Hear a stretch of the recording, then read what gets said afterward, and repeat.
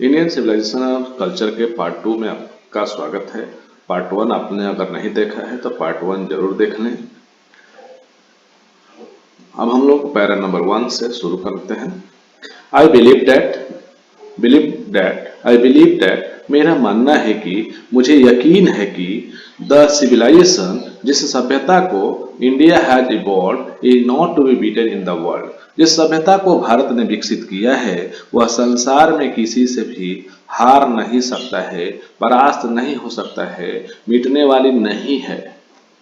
Nothing can equal, यहाँ पे लिखा है नथिंग कैन इक्वल, कोई भी चीज जो है बराबरी नहीं कर सकता है, कोई भी चीज उसकी बराबरी नहीं कर सकता है। The seed sown by our ancestor, जो बीज हमारे पूर्वजों के द्वारा बोए गए हैं, जो बीज हमारे पूर्वजों के द्वारा बोए गए हैं उसकी बराबरी नहीं कर सकता है कुछ भी।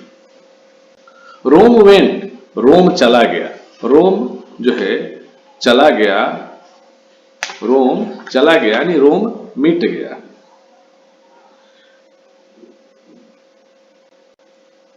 Greece share the same fate, Greece का भी वही हाल हुआ। ग्रीस मीन्स होता है यूनान, ग्रीस मीन्स होता है यूनान, यूनान देश का नाम है। शेयर द सेम फेट माने कि ग्रीस का भी वही हश्र हुआ, यूनान की भी वही दशा हुई। The might of pharaoh was broken, might of pharaoh, pharaoh might means होता है शक्ति, और फराओ वाज ब्रोकन, फराओ की शक्ति भी टूट गई। फराओ की शक्ति भी, मिस्र की जो राजा होते हैं उनको फराओ कहते हैं, ग्रीस के राजा को फराओ कहते हैं, और उसकी भी शक्ति क्या हो गई, टूट गई, शक्ति चूर चूर हो गई।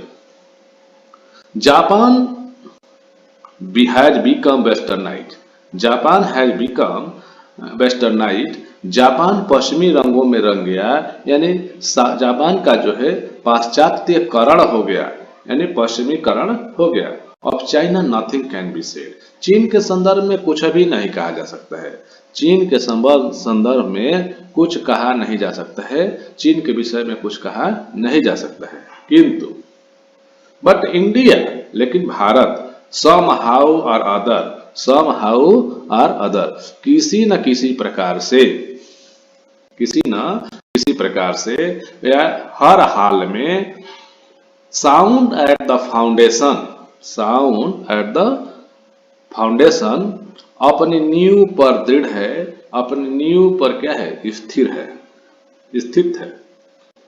The people of Europe learn their lessons from the writings of men of Greece or Rome. यहाँ पे लेखक जो है यूरोप और ग्रीक के वासियों के बारे में कह रहा है, यूरोप वासियों के बारे में बता रहा है कि the people of Europe, Europe के जो लोग हैं, यूरोप के लोग और जो है रोम और ग्रीक और रोम के लेखकों के कृतियों से सबक सीखते हैं, सीख लेते हैं। which exist no longer in their former glory, जिनकी पूर्व की गरिमा अब नहीं रही, जिनकी पूर्व की गरिमा अब रही नहीं, यानी जिनका मूलभूत गौरव था अब भी विद्यमान नहीं है। अब यहाँ पे they will avoid the mistake, देखिए the Europeans imagine that, यूरोपवासी सोचते हैं, यूरोपवासी यहाँ पे देखिए, यहाँ पे है कि which exist no longer in their former glory in trying to learn from them, यानी उनसे सीखने के प्रयास में, उनसे सीखने के प्रयास में the Europeans imagine that, यूरोपवासी सोचते हैं कि they will avoid the mistakes of Greece and Rome, वे जो है ग्रीक और रोम ने जो गलतियां की हैं उन गलतियों को ये लोग छोड़ कर देंगे, दूर कर लेंगे। Such is their pitiable condition, यह उनकी दयनीय अवस्था है, यह उनकी दयनीय अवस्था है। तो पश्चिमी जो देश है, वेस्टर्न जो कंट्री हैं, उनकी यह दयनीय अवस्था है। वर्ड मीनिंग इवॉल्व मैंने विकसित करना, बीटेन मैंने बीतना, इक्वल, इक्वल मैंने के बराबर, एंसेस्टर मीन्स होता है पूर्वज, शेयर्ड मैंने हिस्सा बांटना, फेट मीन्स होता है भाग्य, माइट मीन्स शक्ति, सम हाउ मैंने किसी ना किसी तरह, साउंड मीन्स आवाज भी होता है, साउंड मीन्स सुदृढ़ स्थिति भी होता है, फाउंडेशन मीन्स नींव, एग्जिस्ट मैंने अस्तित्व में होना, फार्मर मीन्स होता है पूर्व का, ग्लोरी माने गौरव, इमेजिन माने कल्पना करना, अवॉइड माने दूर करना, हटा देना, पिटिएबल में दयनीय, कंडीशन में स्थिति। Para number 2। In the midst of all this, India remains immovable.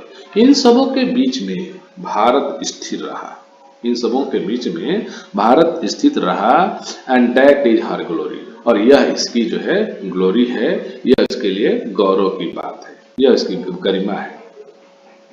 It is charge against India, Bharat के विरुद्ध ऐसा आरोप लगाया जाता है, भारत के विरुद्ध जो है आरोप लगाया जाता है, डेट में कि हर people are so uncivilised, ignorant and storied, कि यहाँ के जो लोग हैं वो इतने असभ्य, अज्ञानी और मंदबुद्धि हैं।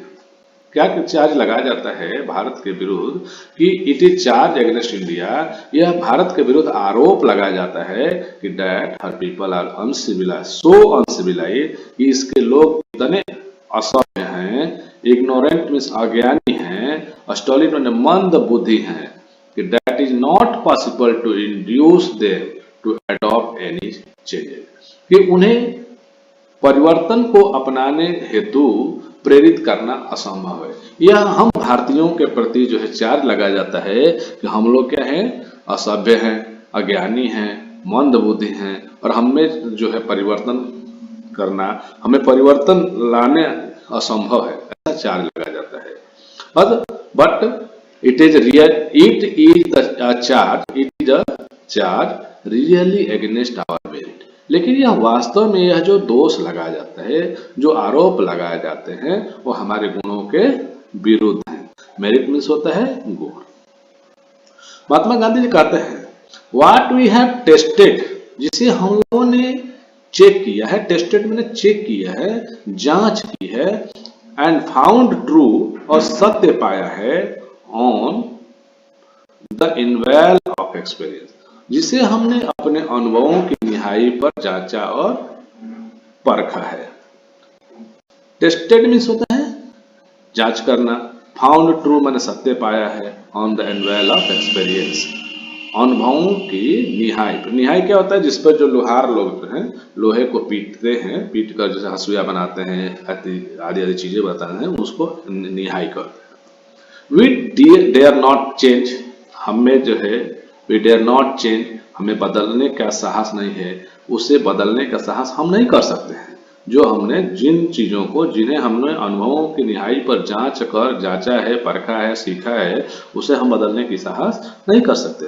Many thrust their advice upon India, many मैंने बहुत, थर्स्ट मैंने थोपते हैं, देयर एडवाइस मैंने अपना सलाह, अपॉन इंडिया, बहुतों ने जो है अपना विचार भारत पर थोपा है, बहुतों ने जो है अपना विचार भारत पर थोपने की कोशिश की है, एंड सी रिमेन्स स्टेडी, लेकिन यह जो इंडिया है वह जो है स्थिर रहता है, अडिंग रहता है, बदल उसको नहीं, उनके विचारों को नहीं लेता है।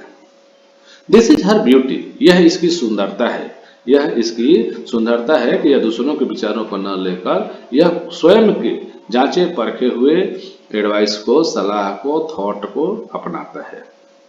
It is the sheet anchor of our hope, यह उसकी आशाओं की प्रहरी है, यह उसकी आशाओं की प्रहरी है, यह इसका सौंदर्य है, और यही हमारी उम्मीद का अवलंबन है, यही हमारी उम्मीद का अवलंबन है, यह हमारी आशाओं का जो है अवलंबन है, आधार है।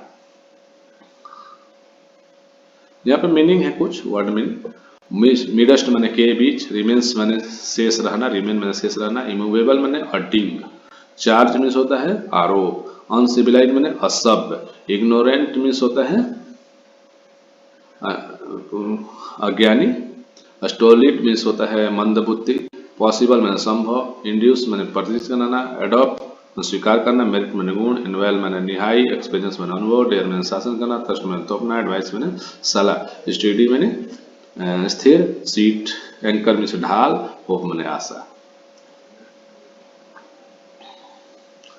Para number 3, civilisation is that mode of conduct, सभ्यता आचरण का वह पैमाना है सिविलाइजेशन आचरण का वह पैमाना है which points out to man the path of duty, जो मनुष्य को कर्तव्य का मार्ग दिखलाता है। Performance of duty and observance of morality are convertible term. कर्तव्य का पालन करना और नैतिक अवलोकन एक दूसरे में परिवर्तनीय है, एक दूसरे में चेंजेबल है। कन्वर्टिबल मीन्स होता है परिवर्तनीय, परफॉर्मेंस मीन्स होता है कि किसी कार्य को करने की उपलब्धि, कैसे आप कर पाते हैं, कैसे आप शो कर रहे हैं, कैसे आपका कार्य है। ऑब्जर्वेंस मीन्स अवलोकन होता है, और ऑफ मॉरलिटी मीन्स होता है नैतिकता। मॉरलिटी मीन्स नैतिकता। तो परफॉर्मेंस ऑफ मॉरलिटी, अगर यहाँ पे कहने का तात्पर्य है कि यदि आप कर्तव्यों को अच्छा से करते हैं या आप नैतिकता का अवलोकन करते हैं, तो दोनों चीज जो है एक दूसरे में परिवर्तनीय है, दोनों एक दूसरे से चेंजेबल है। To observe morality is to attain mastery over our minds, अपने मन और के विकार पर जो है स्वामित्व प्राप्त करना ही नैतिकता का अवलोकन है। To observe morality to attain mastery over our minds, आप जो अगर अपना नैतिकता का जो है अगर आप नैतिकता पर का अवलोकन करते हैं तो यह क्या है, to attain mastery over our mind, अपने दिमाग पर स्वामित्व पाने का क्या है, अवलोकन है, कार्य है। एंड आवर पैशंस, और अपने पैशंस पे, पैशन होता है क्या, स्वभाव, जो स्वभाव है उन पर जो है क्या करना, विजय प्राप्त करना है। सो डूइंग, ऐसा करके वी नो आवर सेल्फ, हम अपने आप को जानते हैं, हम अपने आप को जानते हैं। The Gujarati equivalent of civilisation means good conduct. Gujarati में जो है सभ्यता का समकक्ष, इक्वली वैलेंट मतलब समकक्ष, जो अर्थ है अच्छा आचरण, गुड कंडक्ट। ये कुछ लाइन को आप नोट करिएगा, ये 1 नंबर के क्वेश्चन में आ सकता है 1 मार्क्स में, ठीक है। तो गुजराती में